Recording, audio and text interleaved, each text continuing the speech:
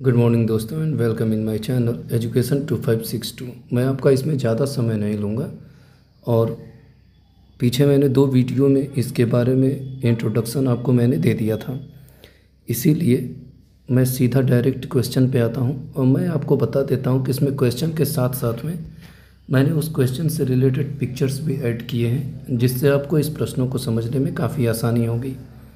तो आइए हम इसको शुरू करते हैं। सबसे पहला हमारा क्वेश्चन है, सिंधु घाटी सभ्यता को खोज निकालने में जिन 2 भारतीयों का नाम जुड़ा है वह कौन थे?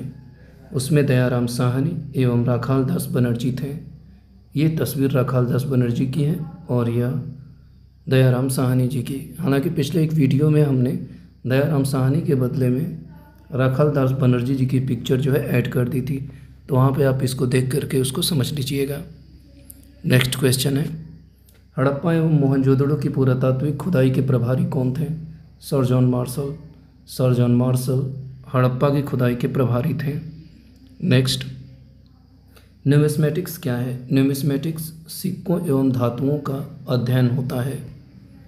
नेक्स्ट, एशिया माइनर स्थित बोगोज कोई का महत्व किस लिए है? इसका महत्व इसलिए है कि वहाँ से 4 वैदिक देवताओं इंद्र, वरुण, मित्र और नासत्य का उल्लेख मिलता है। यहाँ पर एशिया माइनर जिस समय था उसका नक्शा आप यहाँ पे देख सकते हैं।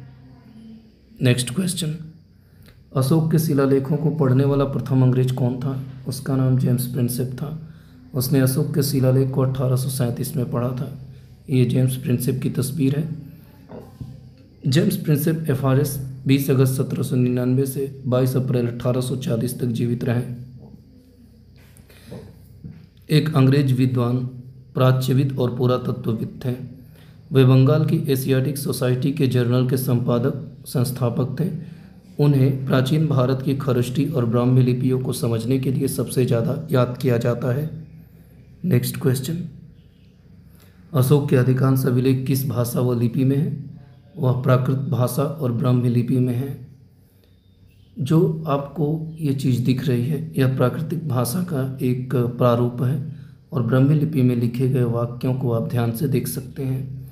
प्राकृत और ब्राह्मी भारत की प्राचीन भाषाई और सांस्कृतिक विरासत के महत्वपूर्ण पहलू हैं। प्राकृत आम लोगों द्वारा बोली जाने वाली भाषाओं का एक समूह था, जबकि ब्राह्मी एक प्राचीन लिपि है जिसका उपयोग प्राकृतिक और अन्य भाषाओं को लिखने के लिए किया जाता है। नेक्स्ट, कहाँ से अशोक के द्विभाषाई ग्रीक एवं अरमाइक अभिलेख प्राप्त हुए हैं? सरयकुना कंधार से। सरयकुना कंधार अफगानिस्तान में स्थित एक प्राचीन स्थान है जो कंधार शहर के दक्षिणी भाग में है।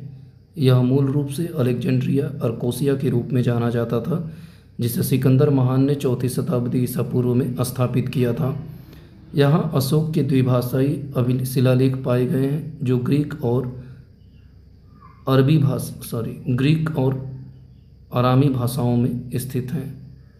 दोस्तों, ये जो अभी शिलालेख है यह सरयकुना कंधार का शिलालेख है। यह मुख्य रूप से ग्रीक एवं अरमाइक लिपियों में शामिल है। यहाँ पे जो ग्रीक एवं अरमाइक भाषाओं में स्थित हैं या लिखे गए हैं। नेक्स्ट, अशोक के मनसेहरा जो पाकिस्तान में है एवं शहबाजगढ़ी पाकिस्तान से प्राप्त शिलालेखों में किस लिपि का प्रयोग किया गया है? खरोष्ठी लिपि का। खरोष्ठी एक प्राचीन भारतीय लिपि है जो मुख्य रूप से भारत के पश्चिमोत्तर क्षेत्र में उपयोग की जाती थी। इसे गांधारी लिपि भी कहा जाता है। यह लिपि दाएं से बाएं की ओर लिखी जाती है। इस चित्र के अंतर्गत जो लिपि आपको दिखाई दे रही है यह खरोष्ठी लिपि का उदाहरण है। नेक्स्ट, प्राचीन भारत में कौन सी एक लिपि दाईं से बाईं की ओर लिखी जाती थी? खरोष्ठी लिपि। खरोष्ठी एक प्राचीन भारतीय लिपि है जो मुख्य रूप से भारत के पश्चिमोत्तर क्षेत्र में उपयोग की जाती थी। इसे गांधारी लिपि भी कहा जाता है। यह लिपि दाएं से बाएं की ओर लिखी जाती है। नेक्स्ट, हेलियोडोरस का बेसनगर अभिलेख किस व्यक्ति से संदर्भित है? वासुदेव से। दोस्तों, यह जो स्तंभ है यह हेलियोडोरस का स्तंभ है और इसी स्तंभ पर ही उसके बेसनगर अभिलेख को लिखा गया है। अब बात करते हैं वासुदेव और वसुदेव का। जो वसुदेव है यह कृष्ण के पिता का नाम है जो यदुवंशी के राजा थे, लेकिन वासुदेव शब्द जो है यह कृष्ण का एक नाम है जिसका अर्थ होता है वसुदेव का पुत्र। तो वसुदेव और वासुदेव दोनों में यहाँ अंतर है। नेक्स्ट क्वेश्चन, अभिलेख कलिंग नरेश खारवेल से संबंधित कौन सा महत्वपूर्ण अभिलेख है? तो हाथी गुम्फा अभिलेख जो है वह कलिंग नरेश खारवेल से संबंधित अभिलेख है। हाथी गुम्फा भुवनेश्वर के पास उदयगिरी पहाड़ी में स्थित एक गुफा है जिसमें एक प्रसिद्ध शिलालेख है। यह शिलालेख कलिंग राजा खारवेल के बारे में जानकारी का एक महत्वपूर्ण स्रोत है और इसे 2री शताब्दी ईसा पूर्व में उत्कीर्ण किया गया था। हेलियोडोरस का यह स्तंभ है, यहाँ पर आप देख सकते हैं। नेक्स्ट क्वेश्चन, सर्वप्रथम भारत में विशुद्ध संस्कृत भाषा में लंबा अभिलेख किस राजा द्वारा जारी किया गया था? उनका नाम था सकछत्रप रुद्रदमन। सकछत्रप रुद्रदमन प्रथम लगभग 130 से 150 ईस्वी पश्चिमी क्षत्रप वंश का एक महान शासक था। वह चष्टाना का पोता था और उसने अपने राज्य को मजबूत किया तथा महाक्षत्रप की उपाधि धारण की। रुद्रदमन प्रथम अपने शासनकाल के दौरान संस्कृत भाषा में लिखा गया पहला लंबा शिलालेख जारी करने के लिए जाना जाता है, जिसे जूनागढ़ शिलालेख या गिरनार शिलालेख के रूप में जाना जाता है। यह तस्वीर रुद्रदमन की है जो एक मोहर पर छपी हुई है। नेक्स्ट क्वेश्चन, काव्य शैली का प्राचीनतम नमूना किसके अभिलेख में मिलता है? रुद्रदमन के। सकछत्रप रुद्रदमन प्रथम लगभग 130 से 150 ईस्वी पश्चिमी क्षत्रप वंश का एक महान शासक था। वह चष्टाना का पोता था और उसने अपने राज्य को मजबूत किया तथा महाक्षत्रप की उपाधि धारण की। रुद्रदमन प्रथम अपने शासनकाल के दौरान संस्कृत भाषा में लिखा गया पहला लंबा शिलालेख जारी करने के लिए जाना जाता है, जिसे जूनागढ़ शिलालेख या गिरनार शिलालेख के नाम से जानते हैं। नेक्स्ट क्वेश्चन, किस अभिलेख में चंद्रगुप्त मौर्य और अशोक दोनों का उल्लेख किया गया है? महाक्षत्रप रुद्रदामन का जूनागढ़ अभिलेख। रुद्रदामन के जूनागढ़ अभिलेख, जिसे गिरनार शिलालेख भी कहा जाता है, पश्चिमी क्षत्रप शासक रुद्रदमन प्रथम द्वारा संस्कृत में लिखा गया एक महत्वपूर्ण शिलालेख है। यह जूनागढ़ गुजरात के पास गिरनार पहाड़ी पर स्थित है। यह शिलालेख 150 ईस्वी के आसपास का है और इसमें रुद्रदमन के शासनकाल, उसकी सैन्य विजयों और सुदर्शन झील के पुनर्निर्माण का उल्लेख किया गया है। यहाँ पर जो चित्र है यह जूनागढ़ अभिलेख से संबंधित है। आप इस चित्र में देख सकते हैं कि किस तरह से अभिलेखों को उत्कीर्ण कर करके लिखा गया है। नेक्स्ट क्वेश्चन, समुद्रगुप्त की सैनिक उपलब्धियों का वर्णन उसके किस अभिलेख में उपलब्ध है? प्रयाग अभिलेख के अंतर्गत। प्रयागराज में यह स्तंभ है जिस पर समुद्रगुप्त के विजयों का वर्णन किया गया है। समुद्रगुप्त की सैनिक उपलब्धियों का वर्णन उसके प्रयाग प्रशस्ति इलाहाबाद पिलर इंस्क्रिप्शन नामक अभिलेख में मिलता है, जिसे हरिसेन ने लिखा था। इसमें से एक और प्रश्न बन सकता है कि समुद्रगुप्त का जो प्रयाग स्तंभ अभिलेख है उसे किसने लिखा था? तो हरिसेन ने। यह अभिलेख समुद्रगुप्त के शासनकाल के दौरान की गई उसकी राजनीतिक और सैन्य उपलब्धियों को सूचीबद्ध करता है। इस अभिलेख में समुद्रगुप्त की विजयों और सैन्य अभियानों का विवरण दिया गया है, जिसे उत्तर भारत के 9 राजाओं और दक्षिण भारत के 12 राजाओं को हराने का उल्लेख है। यह अभिलेख समुद्रगुप्त के शासनकाल और उपलब्धियों को समझने के लिए एक महत्वपूर्ण ऐतिहासिक स्रोत है। नेक्स्ट, प्रयाग प्रशस्ति अभिलेख का लेखक हरिसेन किस शासक का दरबारी कवि था? समुद्रगुप्त का। समुद्रगुप्त का राज 335 से 375 ईस्वी रहा। समुद्रगुप्त गुप्त राजवंश के दूसरे राजा और चंद्रगुप्त प्रथम के उत्तराधिकारी थे एवं पाटलिपुत्र उनके साम्राज्य की राजधानी थी। उनका नाम अशोकादित्य भी था। नेक्स्ट, दिल्ली के मेहरौली के कुवत उल इस्लाम मस्जिद के प्रांगण में स्थित प्रसिद्ध लौह स्तंभ किसकी स्मृति में बना हुआ है? चंद्र की। बात अगर चंद्र की करते हैं तो कुछ लोग इसका मानक चंद्रगुप्त द्वितीय से भी मापते हैं और संबंध बताते हैं। मेहरौली का लौह स्तंभ यहाँ आपको चित्र में दिख रहा है। दिल्ली में कुतुब मीनार परिसर में स्थित एक 7.2 मीटर ऊंचा स्तंभ है जो अपनी जंगरोधी गुणों के लिए प्रसिद्ध है।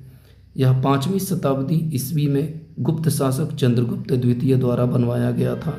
इसे चंद्र के नाम से भी जाना जाता है।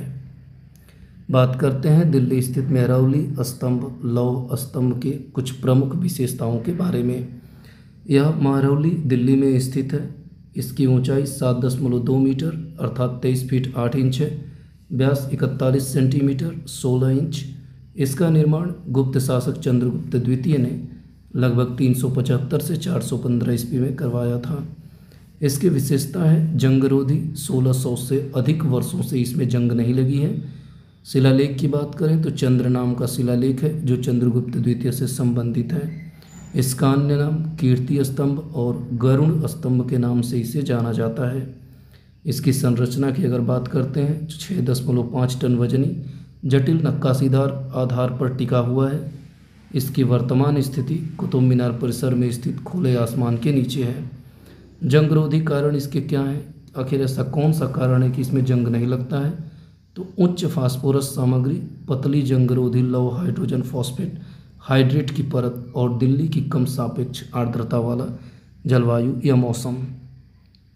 तो ये तो था मेहरौली स्थित लौह स्तंभ के बारे में प्रमुख विशेषता। अगला प्रश्न हमारा है सती प्रथा का पहला पुरातात्विक उल्लेख कहाँ से मिलता है? एरण अभिलेख से। सर्वप्रथम सती प्रथा का जो साक्ष्य है वह एरण अभिलेख से मिलता है।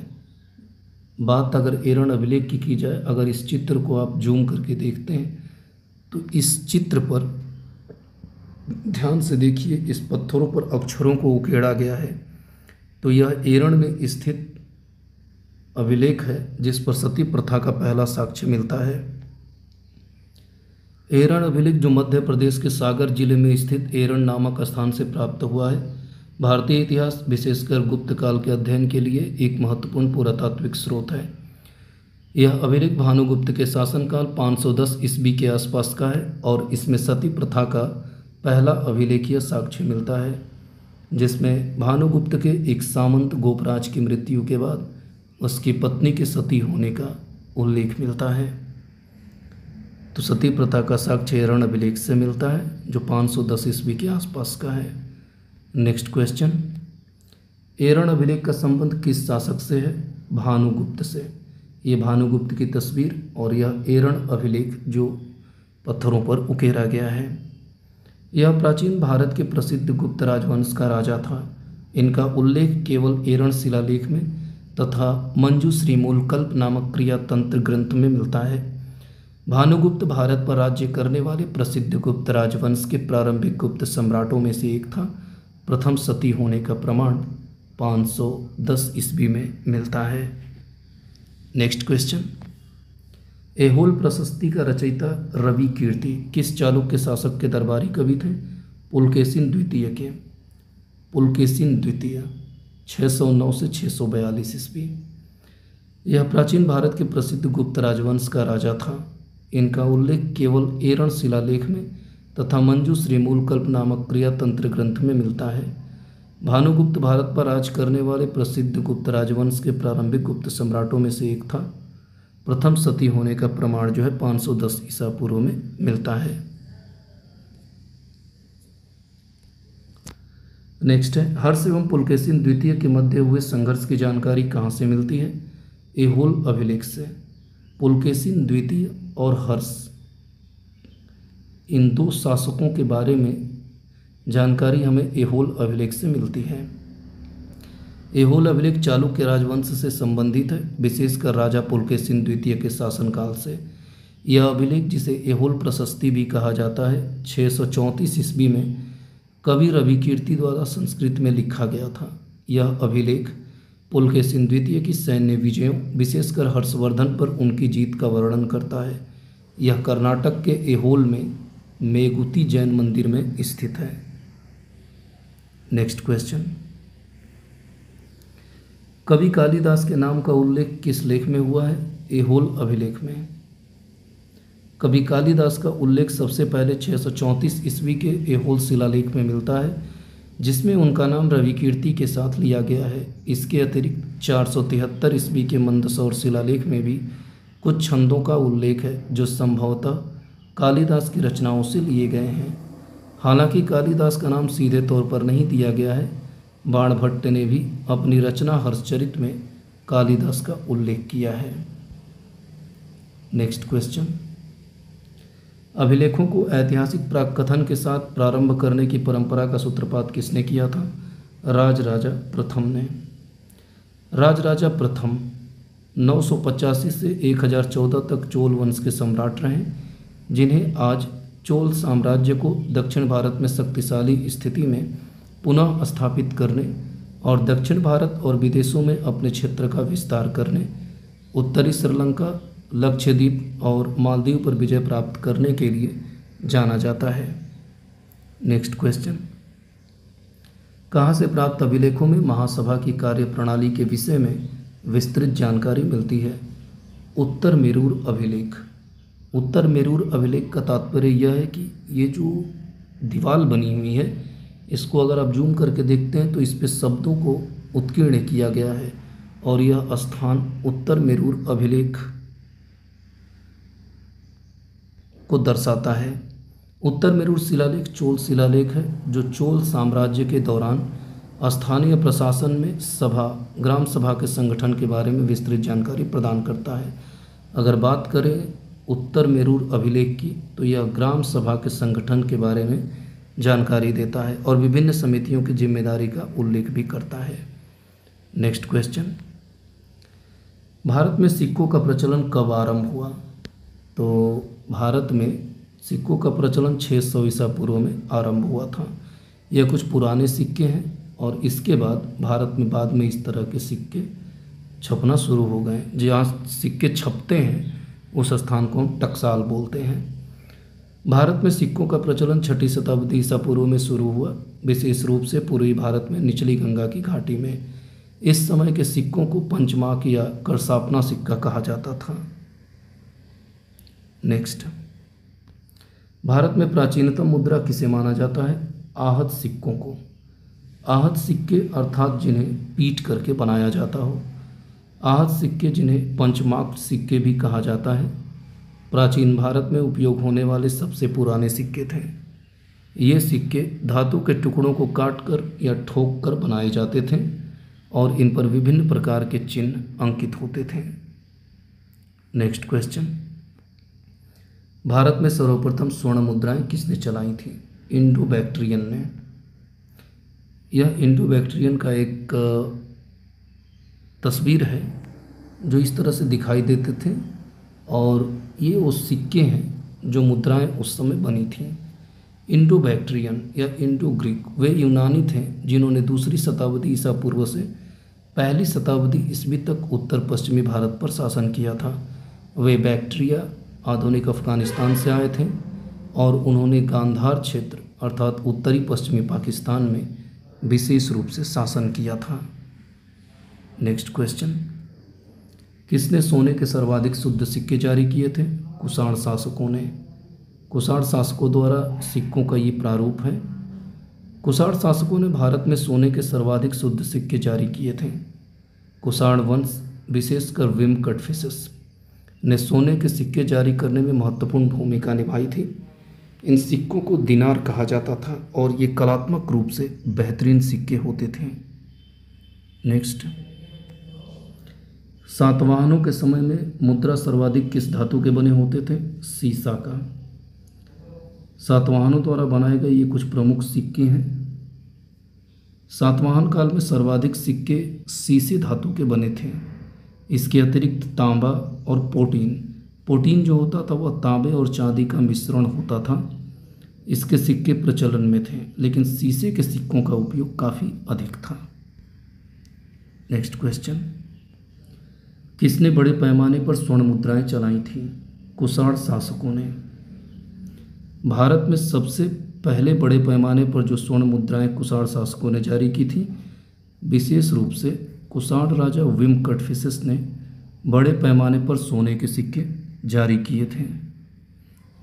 तो इस प्रकार मैंने आपको पहले भी कहा था कि मैं प्रश्न के साथ साथ आपको देखना सिखाऊंगा। इसमें संबंधित चित्रों को अगर आप प्रश्नों के साथ मिलान करते हुए पढ़ते चलते हैं तो जो चीज़ें हमें विजुअलाइज होती हैं वह काफ़ी अच्छे से समझ में आती हैं और उन चीज़ों को हम काफ़ी बेहतर ढंग से दिमाग में स्थिर बनाए रख सकते हैं। तो इस तरह से यह वीडियो यहीं पे समाप्त होती है। मिलते हैं दोस्तों अगली वीडियो में। जय हिंद।